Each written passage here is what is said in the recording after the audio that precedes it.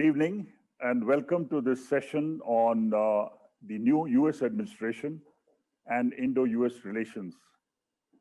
As you know, the 49th President of United States is going to be, the investor ceremony is 4 days from now on 20th. And Mr. Joe Biden takes over along with his vice presidential elect candidate, Kamala Harris. So with a new US administration, there will be an impact on the Indo-US relations. I think a lot of people are interested to know what would be that impact. And we have a very distinguished panel here. I have former Indian ambassador to US, Mr. Navtej Sarna. We have Dr. Rakesh Sood, also a very, very prominent former diplomat. And in conversation will be Suhasini Haider. Suhasini has been diplomatic affairs editor of the Hindu. But to start the whole thing, to set the ball rolling, we would play a video, an address by the current Indian ambassador to US, Ambassador Taranjit S Sandhu. So let's see and listen to the address first, and then it is over to you, Mr. Sood, and you can moderate the discussion. Mr. Pushpinder Rai, President Vasant Vihar Club, distinguished members, friends. Let me take this opportunity to wish you a very happy new year. Let this year bring to you and your near and dear ones health and happiness, peace and prosperity, wisdom and victory. Thank you for inviting me to speak at the Vasant Vihar Literature Festival at a time when the world is confronting an enormous crisis. Virtual festivals such as this help us connect and stay engaged. Despite our geographic distances, with the aid of technology, we have found new ways to come together. I can address you all from Washington, D.C., while you join from India and across the world. I congratulate the organizers for the diverse range of talks and panels that they have arranged: arts, books, music, and conversation, as your tagline says, are what enrich us during these rather difficult times. Friends, there are many people who have asked me what exactly diplomats do. The nature of job at times has been made out to be mysterious, raising curiosity of many. Even after spending more than 3 decades in this profession, I still wonder how to frame a precise answer. Diplomats basically work to achieve their national interest and in the process make a range of outreaches. The profession is all about building friendships and building bridges. The core aim of India's foreign policy is indeed to secure our national interest. And what is our national interest? It is basically about achieving the developmental aspirations of our 1.3 billion people. Our diplomacy is for our development, D for D. Pursuit of national interest is not a narrow concept or a restrictive idea. It is not just pure selfishness. It was Swami Vivekananda who described the world as a gymnasium where nations come to make themselves strong. Growing together, sharing benefits, and ensuring a safe, secure, sustainable, and prosperous environment around are important for shaping a world order which is conducive for everyone's progress. Diplomacy is also about finding opportunity and solution amidst crisis. Without the luxury of face-to-face conversations or public events, we must find innovative ways to reach out. Over the last year in the United States, we have made special efforts to do so. As the world seeks solutions for the pandemic, India and the United States have been quietly engaged in expanding our vaccine collaboration, building science and tech partnerships, and rethinking approaches to supply chain management. Currently, there are 5 vaccines under development between India and the American scientists, and we have come to each other's help in supply of essential medicines too. Our collaborative work in healthcare is only one example of a wide-ranging relationship that range from the sun and space to the depth of oceans, from nanotechnology and artificial intelligence to education and knowledge partnerships. Indeed, there is no realm of human endeavor which has not been touched by India-US partnership. I have had the privilege to watch the transformation of this relationship over last 2 decades. I was a young officer in the 1990s when, in the aftermath of the nuclear tests, we would work the US Congress trying to persuade the congressmen to see beyond fixed notions of India. Since then, we have come a long way and built a comprehensive global strategic partnership. Most uniquely, this enduring partnership has been driven by a bipartisan consensus. Both Democrats and Republicans, whether in the executive or legislature, agree on the need to strengthen relations with India. We are confident that this relationship will continue to soar to new heights in the days ahead. The economic partnership is one example of the strides we have made. Our bilateral trade has crossed $150 billion. US companies have invested over $46 billion in India. More than 2,000 US companies have a presence in India. These include every major Fortune 500 company. More than 200 Indian companies have a footprint in almost all states of United States. Cumulatively, they have created over 125,000 jobs in the US. Similarly, we have broad-based defense partnership today with the United States encompassing all aspects of defense cooperation. Our cooperation is not limited to defense trade, but covers joint exercises and training, joint research and technology collaboration, co-development, and co-production of defense platforms.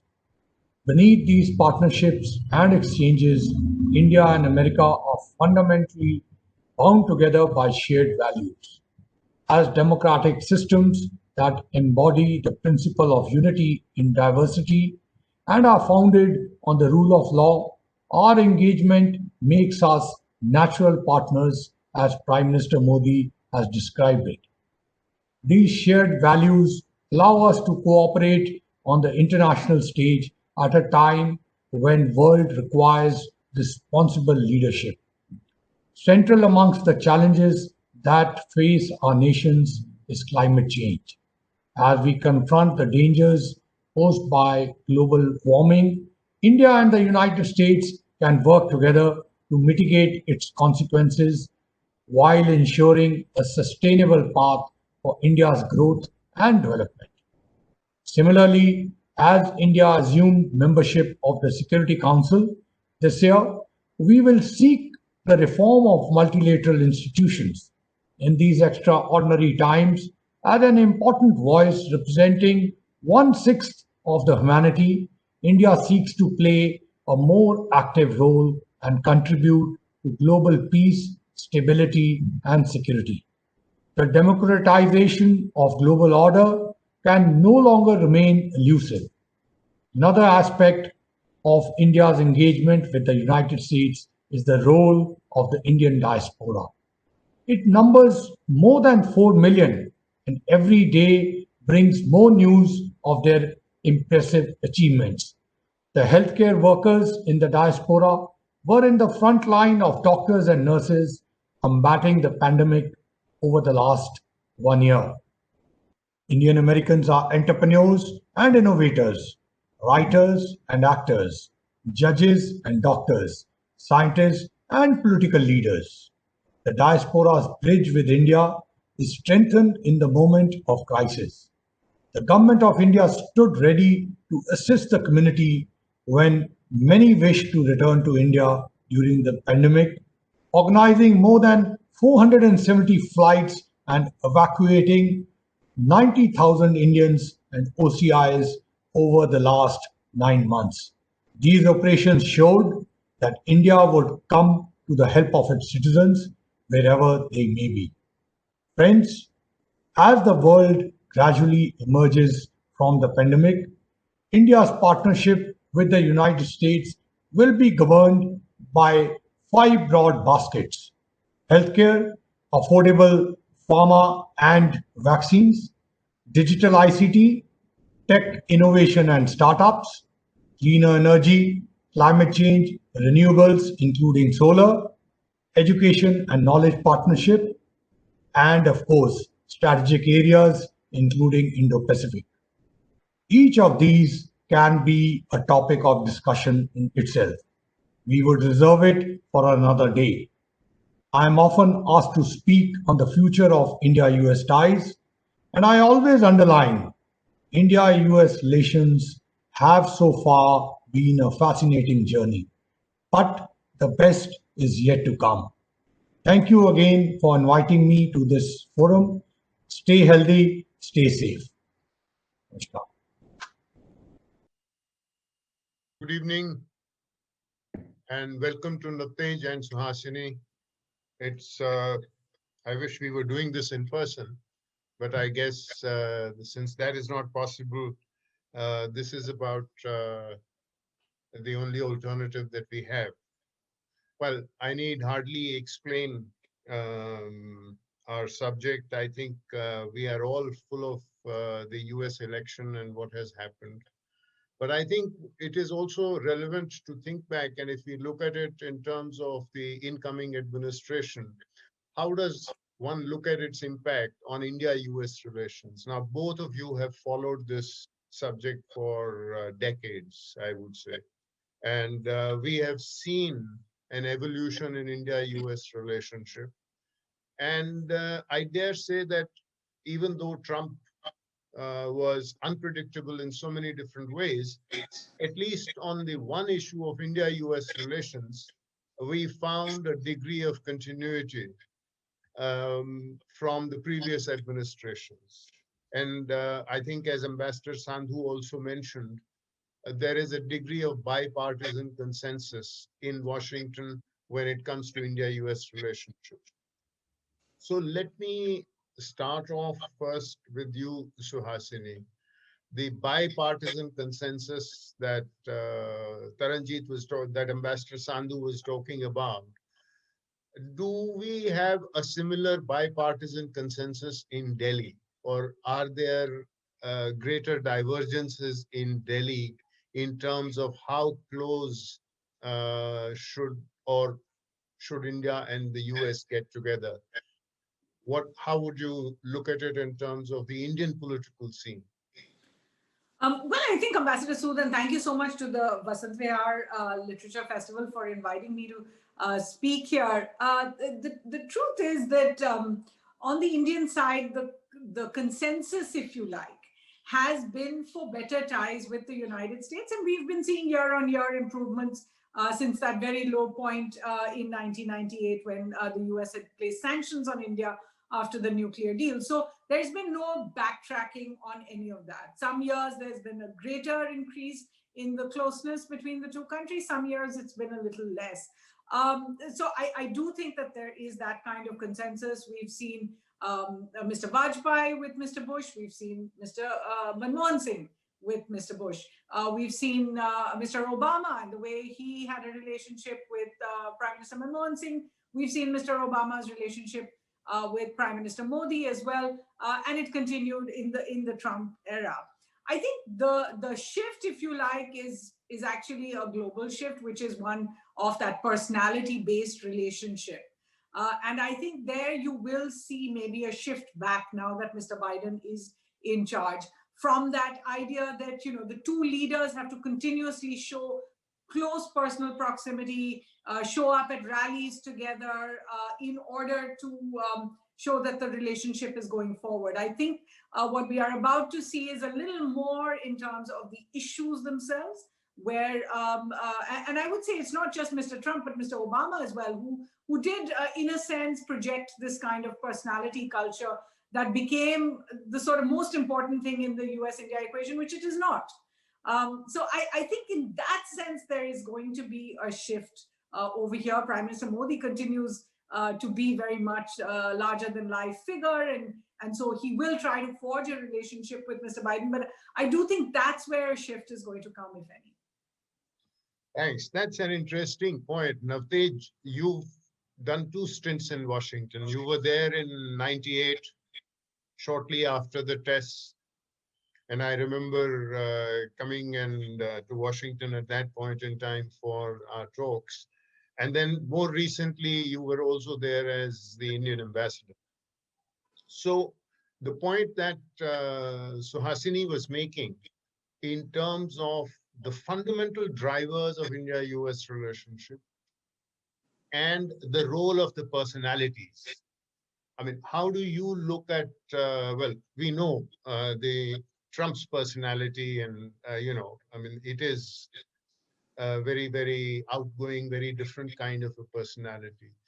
But how much role does personality play in India-US relationship? How would you sort of parse this from the fundamental drivers? Thank you, Rakesh. Pleasure being here with you and Suhasini. And yes, I think I remember clearly the 98 days when, since both of us had been in some way also involved, with the cause of the problem, the nuclear tests, we were sitting in different seats but dealing with the same issues. And I really think that was ground zero in terms of India-US relations. And ever since that, I think in some ways, at the first level, the doors were shut. But I think because of that, the doors also began to open. And I think from there to now, I have always felt, and I've, whatever privileged position one had to see it at close quarters, was that it has been a steady upward graph. There have been little blips along the way, but largely it's been an upward graph in India-US relations, as Prime Minister Vajpayee said very eloquently, that the hesitations of history are over. And that exactly is what seems to have happened. And, before I come to your personality question, what you said about the consensus, I think Suhasini spoke on, what's happening no matter which government is in place. But I also think one dimension of that consensus was that, the reflexive anti-US reactions in Delhi, so to speak, or in India, in the foreign policy think tank establishment, have sort of waned. And you would know this, having seen this at first hand, the foundational agreements which we have now signed 1, 2, 3, 4 in 4 or 5 years. If 10, 12 years ago, somebody had told us that we are going to sign these agreements all in by 2020, I think it would have been difficult to believe. So I think that the consensus is building more towards a good relationship with the US. The reflexive anti-US attitudes are now confined to, it's a bad word, but I'll say it, to fringe elements. So those are, that's one aspect. The relationship has been moving upwards, and frankly, I think personalities, when it comes to the US president's personality, there is no way that you can wash it out of the picture. It is an important aspect. And how people relate to him is an important aspect. Of course, it changes from person to person. And I think if you have somebody like Bush, or you have even to some extent Obama, I think the personality factor is not that high. With Trump, the personality factor, the personal factor, so to speak, became sky high. because he was that kind of a person. He was not an establishment person. He was not working with institutions. He was not working with advisors even. So it was very important for, say, Prime Minister Modi, or in fact, any world leader, any major leader in the world, to relate with him at a personal level. So everybody tried their own way of relating to him. I think that we probably go back to normal with Joe Biden. I mean, he is, as has been said, this is sort of milk toast kind of administration, and you will get milk toast. I mean, it'll be normal, middle of the road kind of attitude where institutions will matter, where virtually all the secretaries have already been nominated, something which didn't happen in the Trump administration for months at end. And here you will have going right down to DAS or Assistant Secretary of State, people would have been selected and will fall into place. So you'll work with a system. It'll be much easier to work with this administration. I think the personality factor will go down, which frankly is to the good, because you can't just work these huge relationships on the whims and fancies of one person or two people for that matter. Thanks. So I guess we will see less of Namaste Trump and Howdy Modi and all of that kind of, the rallies that we saw, the large crowds. Just one more point. I think people didn't realize, we kept hearing about how much better ties were between the two countries, but people didn't realize that right till the very end, the Trump administration didn't even appoint an Assistant Secretary of State for South and Central Asia. So that key role that used to be perhaps held by Nisha Biswal and many, many senior officials before that was never filled during the Trump era. All the 4 years. Yeah. Yes, I mean, it was acting.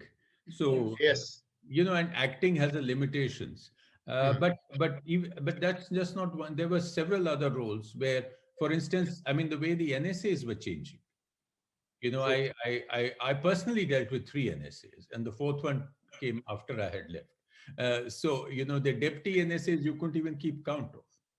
So it was difficult to establish and pursue relationships in the normal sort of sense. You really had to find very, very ways of getting your story across. Because there was no way simply, as the Indian ambassador, I frankly could not go and call on the acting Assistant Secretary of State, because that would have brought down the entire protocol levels.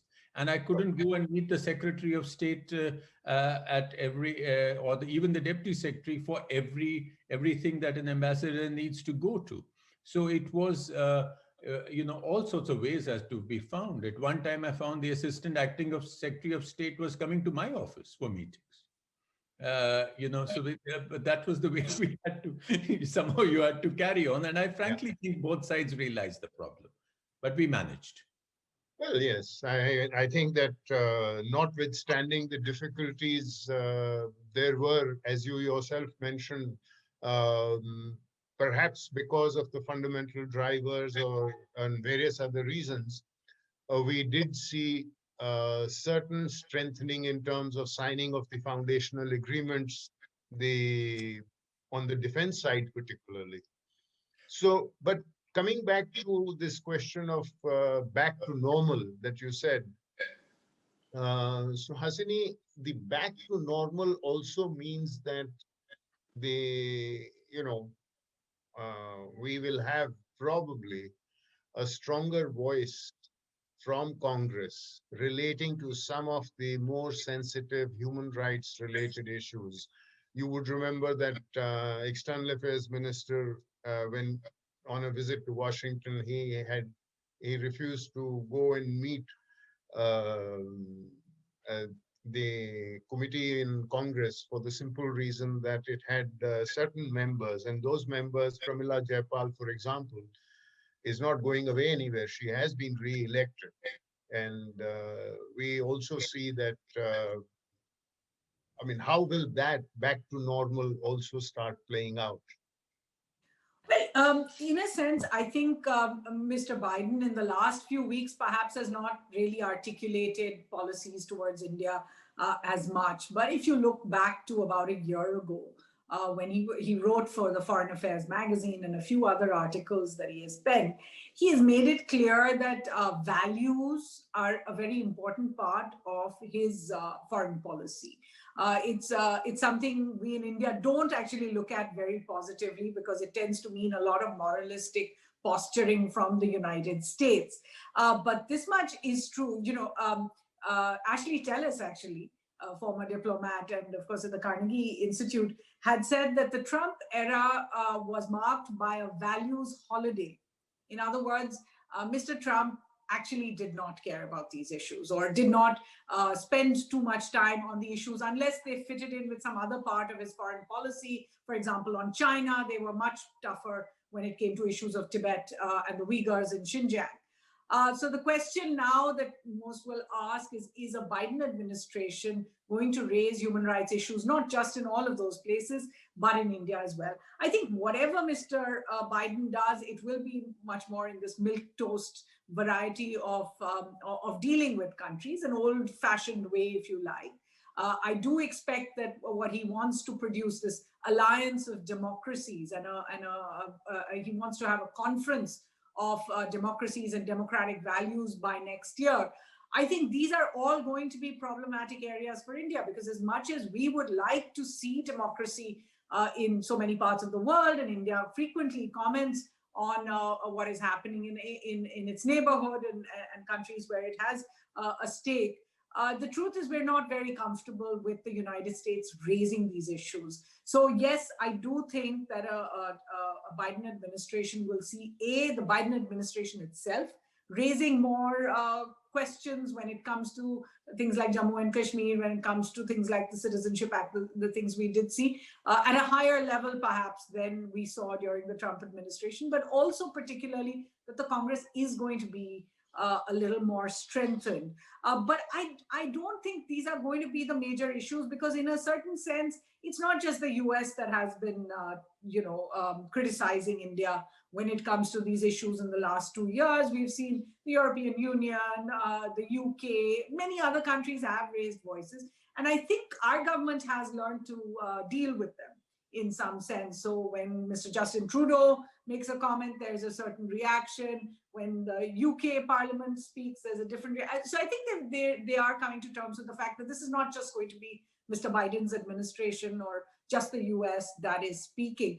But I think that is one of the reasons we've also heard from Ambassador Sandhu making that point that what they are looking to strengthen at the moment are not any of these contentious issues. India would like to start with baby steps with the Biden administration, talk about things like health, about pharma, about climate change, reformed multilateralism, these kind of issues for the moment, until they're actually able to tell, how tough is the Biden administration really going to be on these issues.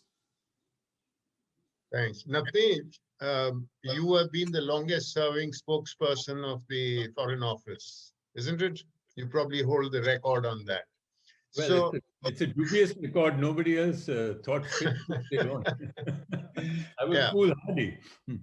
Yeah, but so tell me, have we become less thin-skinned?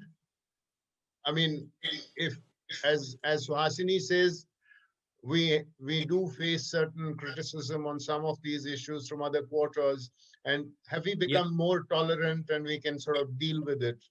Has the spokesperson's job become easier? Rakesh, if I can come to that through what Suhasini was saying, I frankly think, we shouldn't make too much of the Biden administration being in a position to raise these issues. Frankly, the democracy situation in the United States at the moment is not really the shining city on the hill.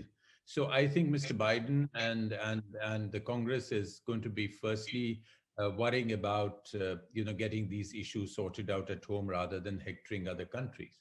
At the same time, I think we can expect a certain democratic quotient coming into, because that's the Democrat position on these issues. But I think from some statements of Tony Blinken and others, it's been said that these will be discussed as these are discussed amongst friends. So I don't see very high level rhetoric on these issues. They will be there. And I think, frankly, like we dealt with difficult trade issues with Trump, we can deal with this within the broad bandwidth of our foreign policy establishment. I think either from the coming to the question that you raised, I think, yes, I think we have, um, we always got criticism on different things. And that's, I mean, every country gets criticism. It's not that we only got criticism. But yes, for instance, the foreign press would love to pick on India on different things, on social issues, on issues of human rights, on caste issues, on dowry issues. I mean, ever since I can remember, on child labor issues, we've had these things, and I think it is we do still react like very much we used to do.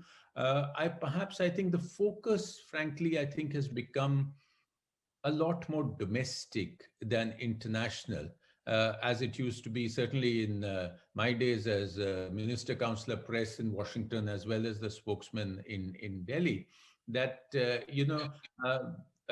I certainly was very worried, how the foreign press saw India, and I would, like to give the correct projection. But I think with the growth of digital media, with the growth of these sort of divisions between foreign press and Indian press have sort of fallen by the wayside, and now it's the focus is more on domestic press, etc. And I think there is a certain kind of strong feeling towards forein reaction, which we certainly, I think we as a country we certainly care less than we used to. So perhaps I'm not sure if the job has become easier or not. That depends upon. But So anyway, but to follow up, Navtej, in the old days, we always used to have this bugbear about hyphenation, that US always had a hyphenated relationship, right. India, Pakistan, kind of South Asia, India, Pakistan. I mean, I think I would like both of you to address it, that have we finally seen the end of this hyphenation that used to bedevil our relationship? Or is there a new hyphenation in the making? And you know who I'm talking about here. The whole business of Quad in China and all the rest of it. So, Navtej, maybe you can start off and then Suhasini can take on. Okay, in my view, I think we have successfully outgrown the India-Pak hyphenation long back. And the process started, frankly, at Kargil. And since then, through the nuclear deal and other things, clearly there is a greater understanding of India as a large democracy, India as a growing economy, India with an important, as we heard Taranjit say now, 4 million plus effective, politically active diaspora, India as a responsible nuclear nation, and hence the nuclear deal and all that. And India as a country with which there is an increasing amount of comfort in the security area. And here I think significant progress has been made during the Trump years. The exercises, the foundational agreements, the defense sales, so that hyphenation with Pakistan in virtually all aspects is over. If at all it does come up, if something goes wrong, is in the Kashmir sense.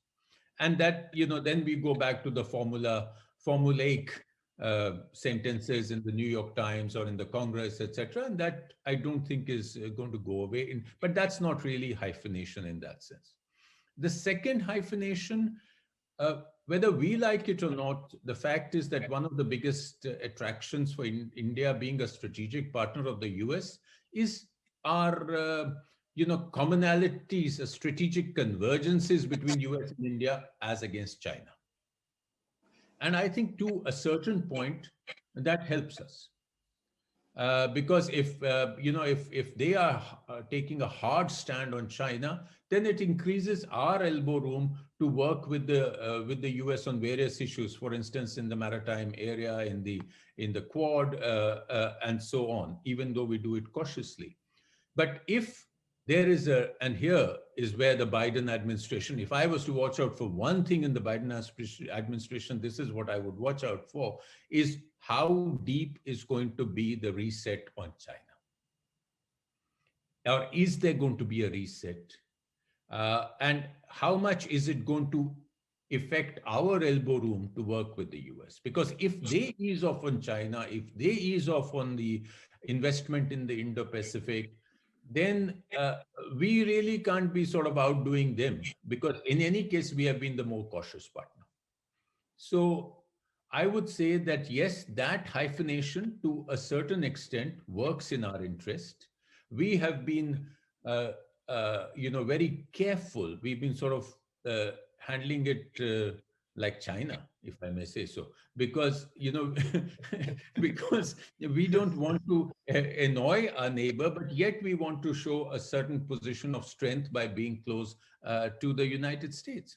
Because the truth is that no country, not even the United States, can handle China on its own. So we've been doing that. That hyphenation to some point works with us, but it has to be reliable. And I think that is what we have to see. I'm fairly certain that the reset is not going to be drastic, but I think if that is one area we have to watch out for, because that will depend on how strong our hyphenation of India, US versus China stands. Suhasini? I'll tackle them in reverse order, because Ambassador Sarna put it very well on China. The truth is that we don't yet know what the Biden administration really will do when it comes to China. Their communication so far has been very, very nuanced. And even when you saw Mr. Blinken, for example, object or say that we'd like to discuss further the European Union trade deal with China that was just signed, it was essentially... investment deal. Sorry. It was essentially to say our partners should have these discussions more closely with us. We don't know after January 20th how much stronger they are going to be when it comes to other people dealing with China and how tough they want to be. What we have seen in their statements are three things. One, that Mr. Biden has made it clear he's not walking away from the phase 1 trade deal that was signed with the Trump administration last January. So it does indicate that on trade, you may not see the brinkmanship that Mr. Trump undertook after that, particularly because then the coronavirus was there, and the China virus, as he called it, and Mr. Trump was heading into an election. So he didn't pick those threads up after that. So on trade, we're seeing him say that I will go ahead with the phase 1 deal.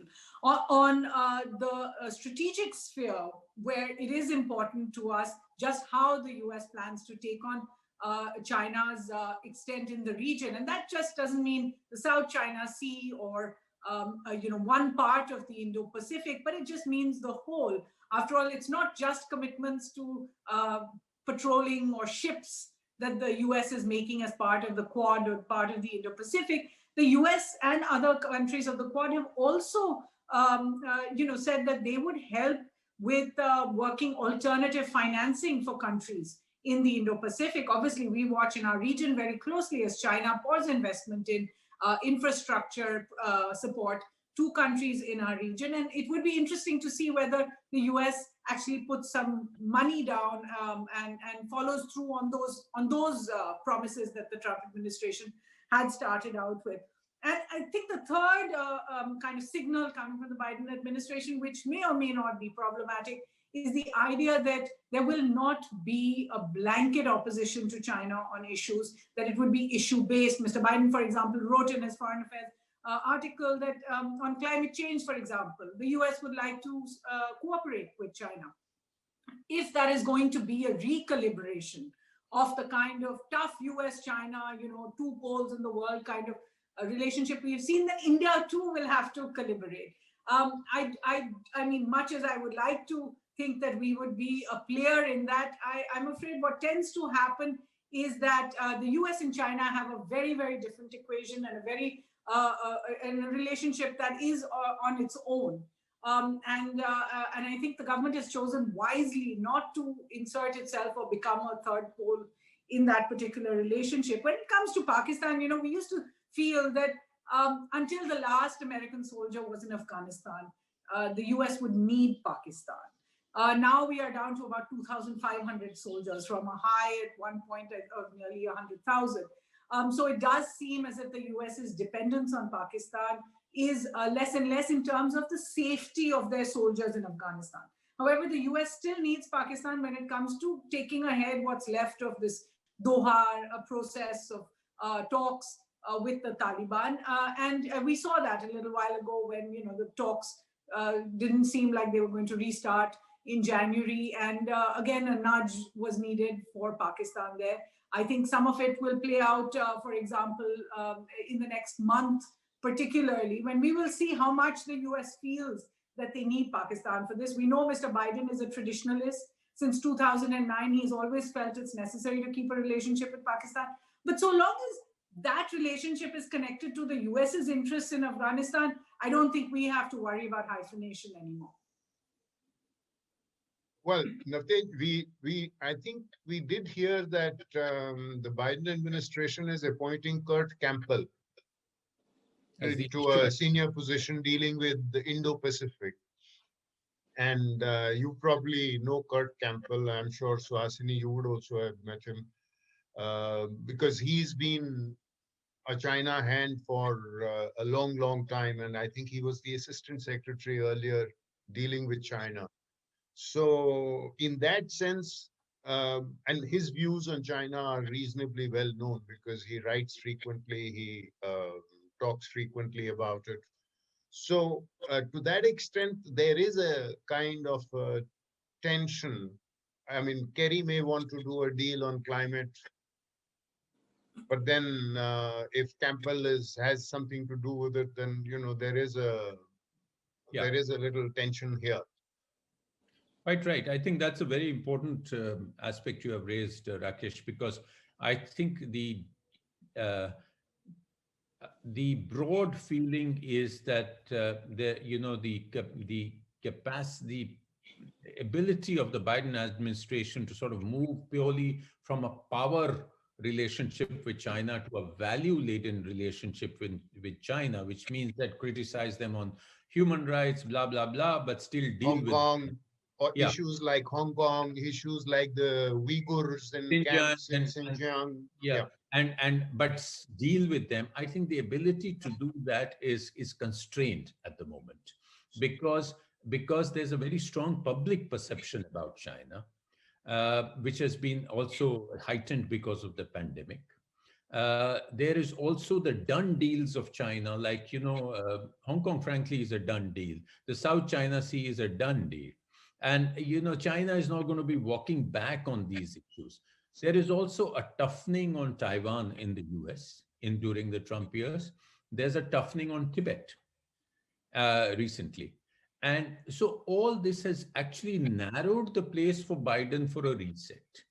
So the danger of a reset is China is sort of going to build up Kerry and Biden that, you deal with us and we can deal on climate change, we can deal on health, we can deal on cybersecurity, we can deal on international financial, methodologies.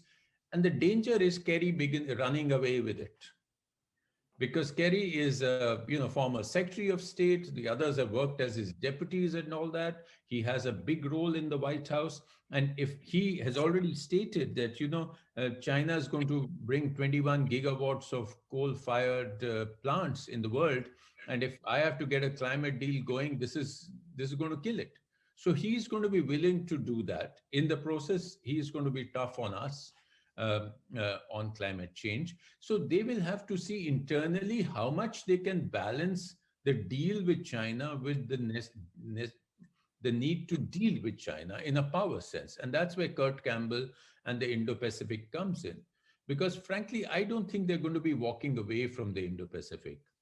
I think they have invested a lot. The Indo-Pacific vision has been rolled out. There might be some tweaking of it, in terms of, what kind of projects, etc. go. But I don't think they're going to walk away from the Quad, because look at what's happening to one of their allies, Australia, at the hands of China. They can't really walk away from that. So I think the Quad is going to be there. The Indo-Pacific is going to be there. And this sort of limited dealing with China through institutions. The EU is not a reliable ally on China, as Suhasini just mentioned the deal. So all this put together, I think you're right. There will be internal tension on China. The ball is still in the air as far as, how much the reset is going to be. But I don't think, this can wait too long, because the Chinese are moving on with their things in the meanwhile. So I think you will continue to have a smoldering trade war. You won't have an outright trade war like we had during the Trump years. You will continue to have some efforts at decoupling, but full decoupling is not going to be even attempted. And the Biden cannot walk away from the public perception on China, which is very negative across the US at the moment. Yeah. I have always thought that, when the US-China relationship began with the historic visit, Kissinger's visit, followed by Nixon's visit and so on, and then the gradual economic dimension that got added on to it in the 80s, that the US-China relationship sort of moved from, in a sense, from cooperation, and then gradually moved to competition.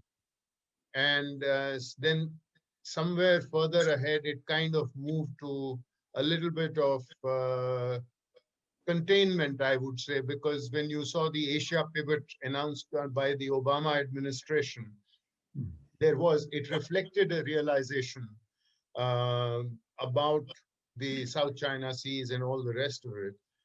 And from there, what Trump has done is he has certainly put it from containment to containment plus confrontation. I mean, there is an element of confrontation, the tech wars and all the rest of it, the blacklisting of a number of US tech companies, Huawei, etc., is something which is a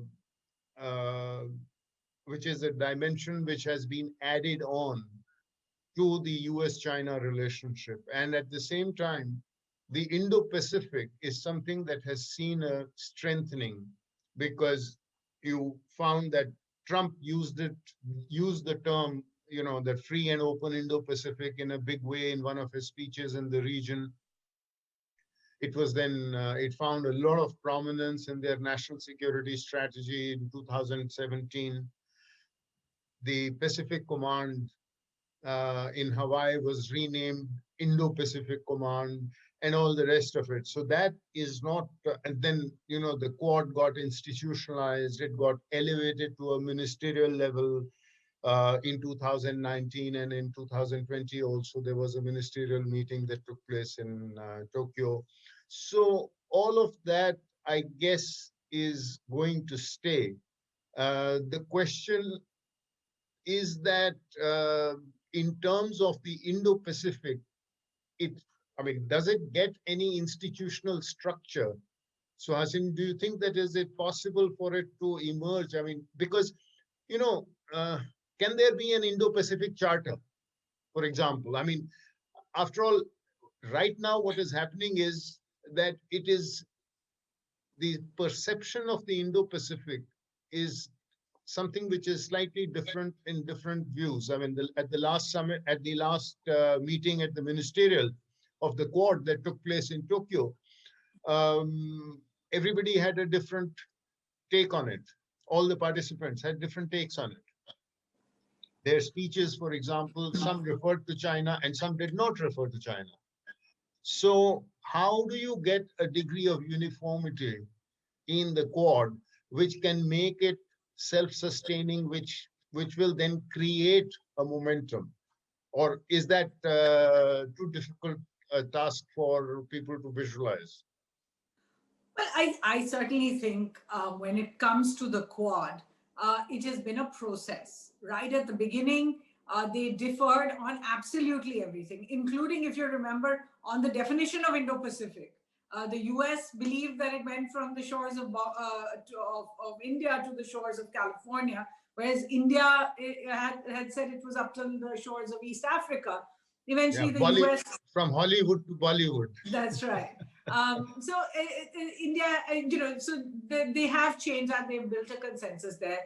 In the early days, it was difficult for them to move up in terms of who they would, at what level they would meet. Although in Quad Part 1 in 2007, if you remember, they were almost thinking of a Quad Summit before it was dismantled completely.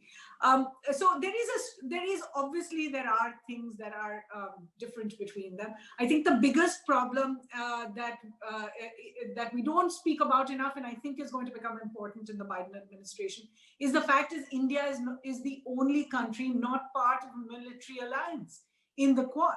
All three other countries, the US, Australia, and Japan, are part of a military alliance. So in what way are you going to be able to find a strategic confluence that keeps one person as the strategic autonomy sort of factor in there, and the other three that have already, merged everything and worked together seamlessly in terms of alliances? Why do I say this is going to be important in the Biden era?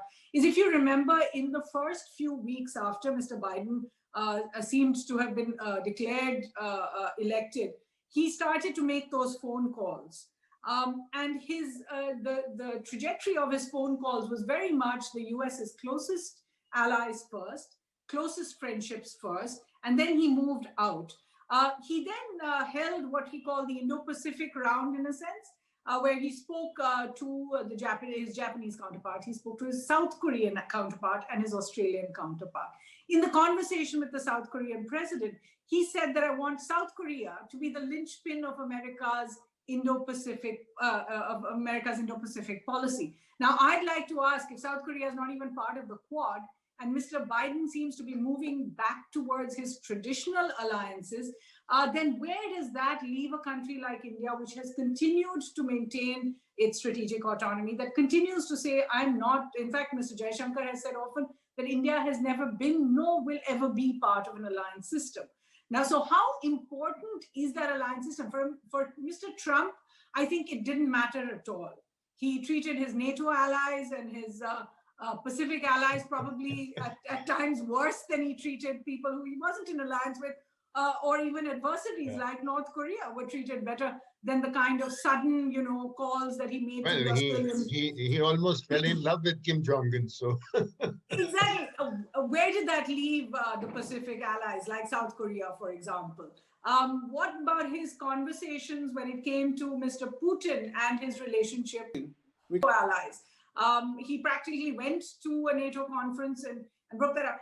The point I'm making is essentially, if that is going to change under Mr. Biden, and traditional alliances, he keeps speaking of this, traditional alliances are going to become more important. I think there's going to be a problem there for the Indo-Pacific. One. The second is going to be India's own basic problem when it comes to its relationship with China. It's all very well to be part of a maritime coalition that Mr. Pompeo at least said very openly is there to contain China, is there to protect our people from China's hegemony.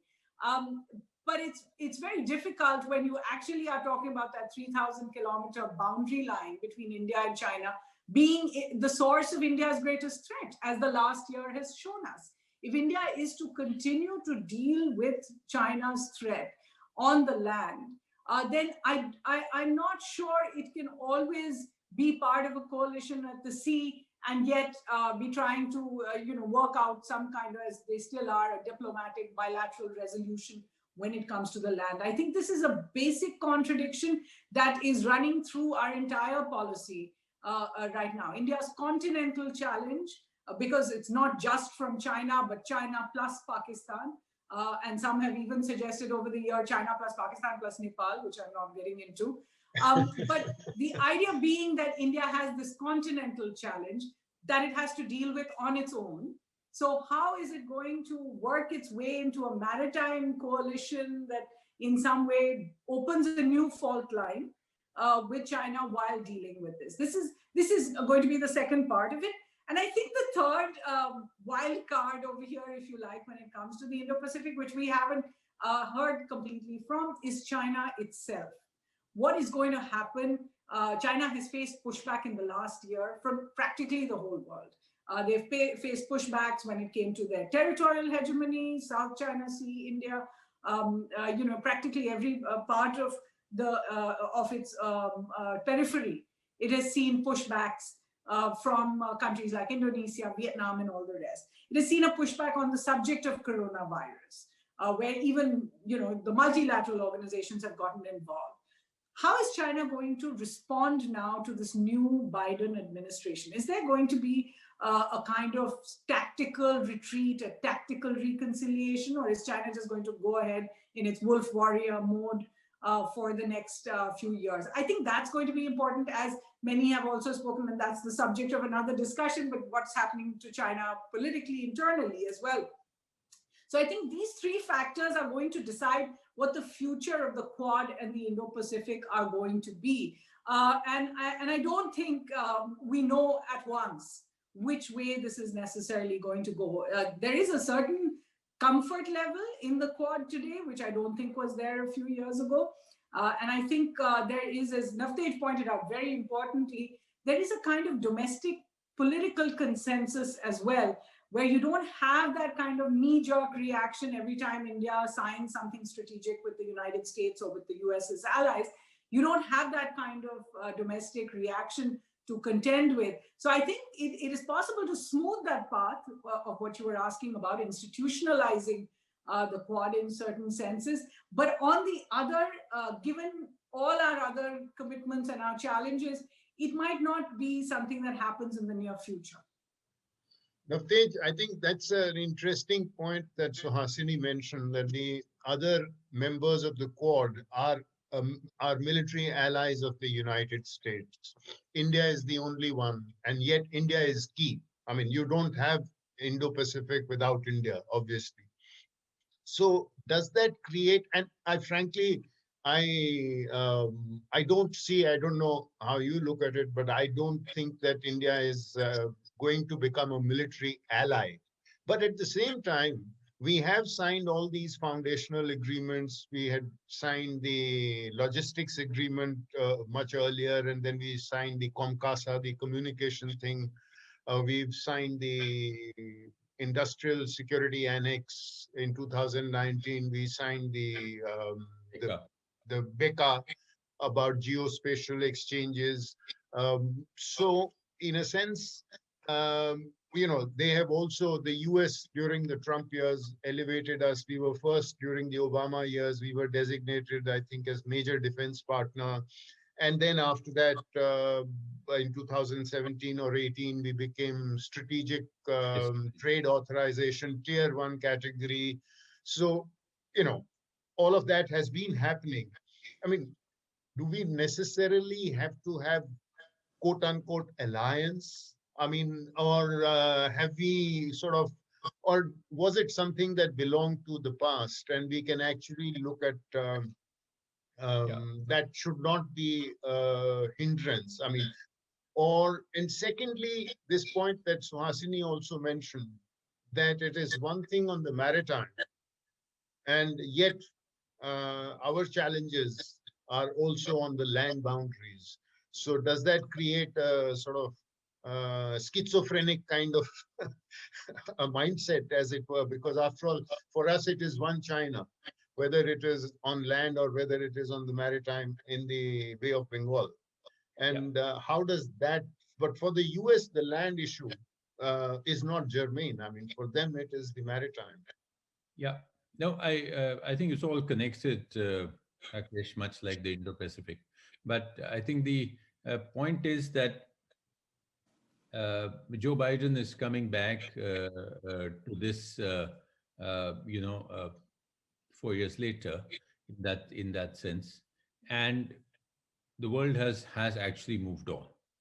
So, the Biden and Biden's team have also have realized, in fact, because this has been written about much in the American circles, particularly, is that you can't just carry on where Obama left off.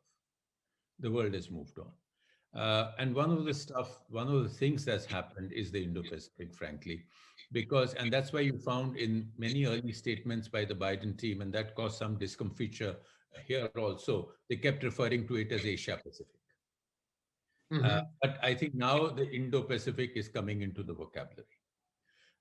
Similarly, and I think I wouldn't put too much store on, Hollywood, Bollywood, and that to a large extent, that was a bureaucratic issue because the PACOM ends where it does, and then the AFRICOM comes in, and the CENTCOM comes in. So it took a little time for the internal machinery of the interagency within the US defense to sort of adjust everything. I think there is no question of about the realization that India is not going to enter into an alliance. And at the same time, there is a recognition, and I'm sure the Biden team, particularly people like Jake Sullivan and Tony Blinken, realize it, that much can be done with India without it being in a formal alliance. For instance, in the Indo-Pacific thing, I mean, South Korea cannot do what India can do in the Indian Ocean. Sure. As a net security provider in the Indian Ocean, as a logistical hub in the Indian Ocean. I mean, recently we've had P8 refueling in Port Blair. The entire, the Indian maritime comfort that is coming with this increasing defense relationship for the US cannot be actually replicated by another country which may be far away simply because they may be an ally. So I think we should let some water flow on this. We shouldn't judge Mr. Biden by his early calls and so on and so forth. A lot of this is going to be process driven. It's going to be MOD, Defense Department driven engagement. So I think we don't need to be part of a formal alliance any longer. I mean, that need is not there. There is sufficient play in the equation to be able to handle that. On the continental aspects, I think this is the challenge. This is the challenge for us. And this is why we have been so cautious in entering and upgrading within the Quad. For instance, because we always have to, and for what else, our statements, for instance, on the Indo-Pacific. I mean, Prime Minister's sort of Shangri-La speech and inclusive. That was the key word that he always emphasized. We have to worry not only how China thinks about it, but how Russia thinks about it also. Yes. Lavrov has been very critical about the Indo-Pacific, for instance. So we have to balance our other relationships. This is our challenge. It's not the American challenge, but it does help us. For instance, we have a continental issue, but we got tremendous support in terms of statements from Pompeo. Yes. On this. And essentially, that is an offshoot of the comfort in the rest of the relationship. Particularly the rest of the defense relationship, the rest of the security relationship. So I think we cannot see them in watertight compartments. One flows to the other. However, we don't expect the American forces to come and help us in Ladakh. Sure. But that's a problem we have. But yes, it helps us in our negotiations on what our relationship with the US is. There's a certain weight that comes in as to India in its relationships with other people. So I think that is a sort of fine line which we have to be walking. That's a sort of tightrope, if you call it. We have to, keep balancing our interests and our concerns with the major powers. And how far can we go with each other? And I'm sure, we haven't discussed this yet, and I don't know if we have time, but the same goes with Russia in terms of our weaponry. Well, in fact, interestingly, since you mentioned Lavrov and his critical comment on Indo-Pacific, I think one of the outstanding issues still remains the business of our acquisition of the S-400 air defense, missile defense system from Russia and the threat of CATSA. I mean, there is no clear assurance that sanctions, the Biden team may not consider some kind of sanctions with regard to CATSA, given, but that a lot of that will also depend upon how the US looks at its Russia relationship. Any thoughts on the CATSA issue, either of you?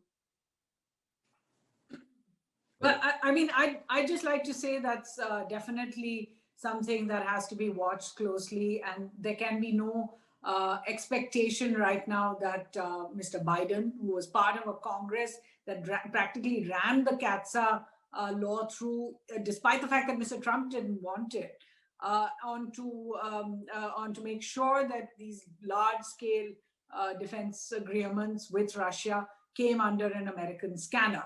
Now, on the subject of Iran, India did, in a sense, fall in line with Mr. Trump. On the subject of Russia and the S-400, India has refused to fall in line with the US's diktat, if you like, because these are essentially unilateral sanctions. These are not UN sanctions or discussed with any other country. These are their own.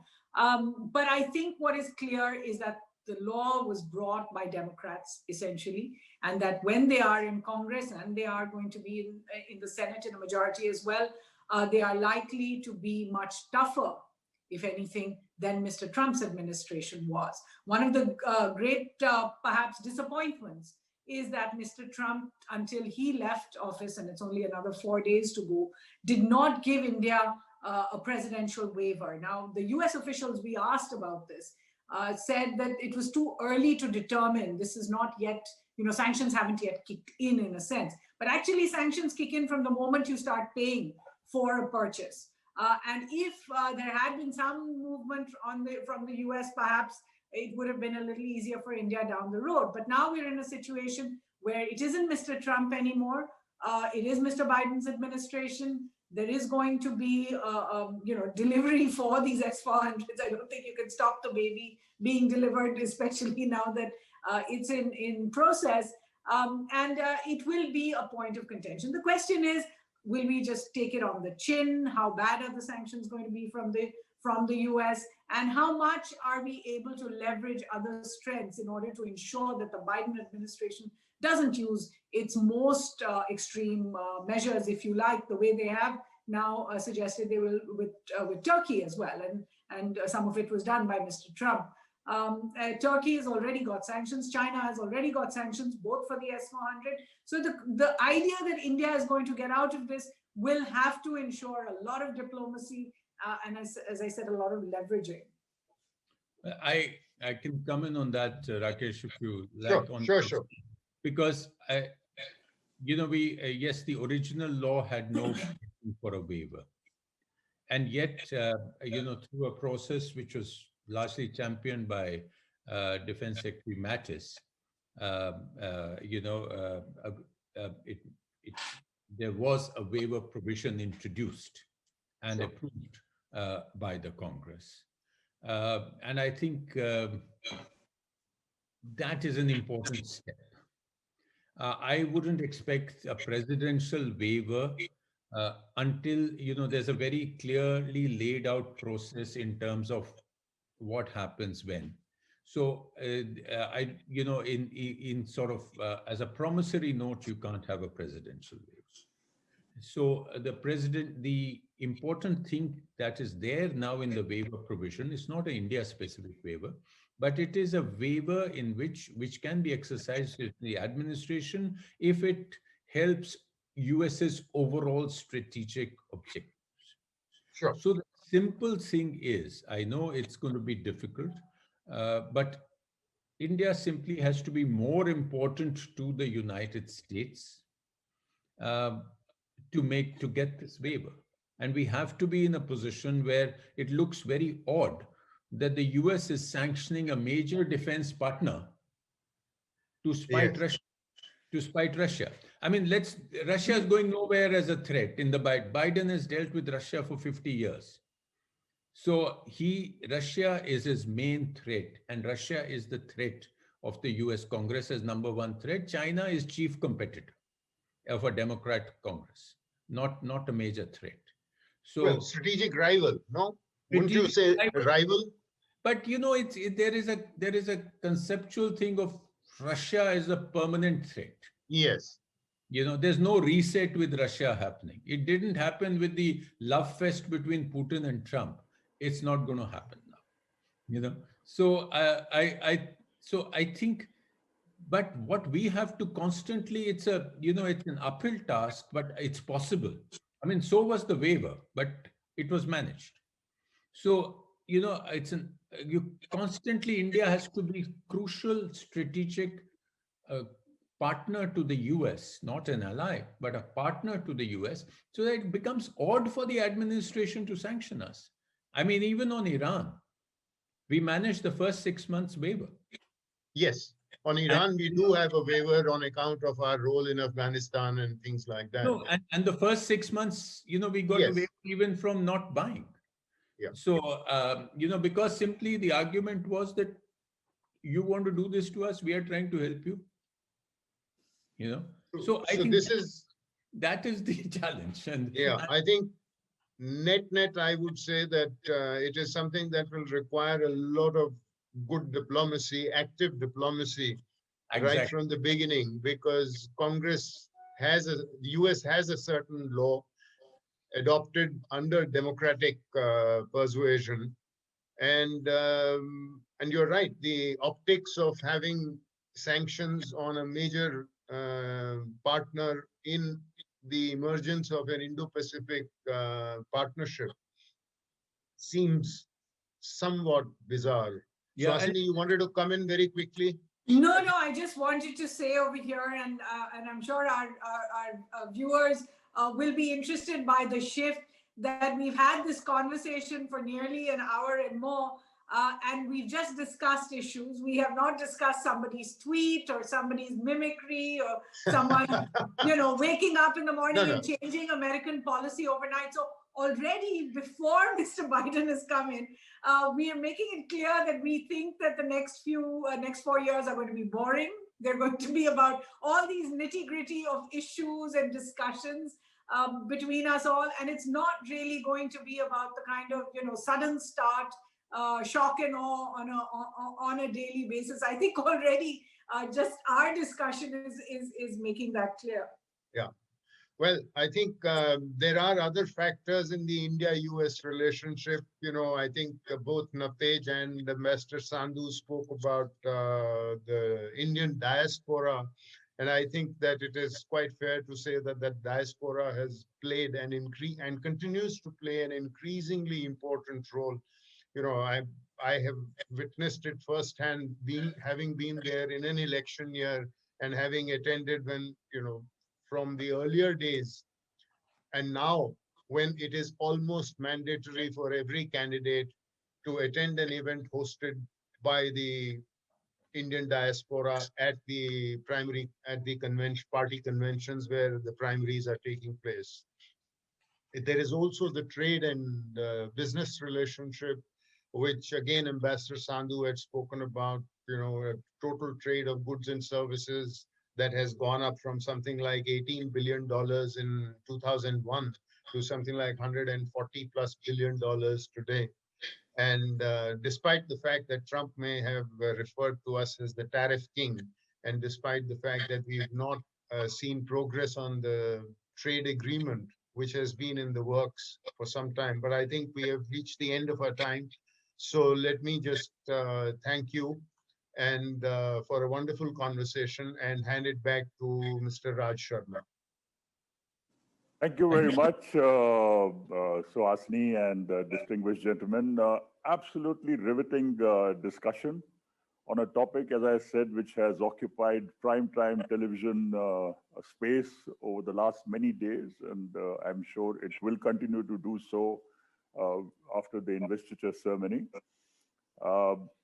I think we couldn't have had a better panel than two extremely distinguished diplomats and highly rewarded senior journalist who has been specializing in diplomatic affairs. So thank you very much. And I have sitting here next to me my colleague Anil Bhargav, who is going to give his vote of thanks. Thank you very much, Suhasini, for moderating this interesting session. And I must thank Ambassador Sandhu in absentia for his keynote address. And of course, Ambassadors Sarna and Sood for taking us through this very dynamic kind of matrix of relationships, which I think as we go along, we'll keep unraveling. Thank you very much. And as a token of our love and affection, there's a small gift, which is, I'm presenting it virtually, but we will ensure that it reaches physically to each one of you. Thank you very much. Thank you. Thank you. Thank you.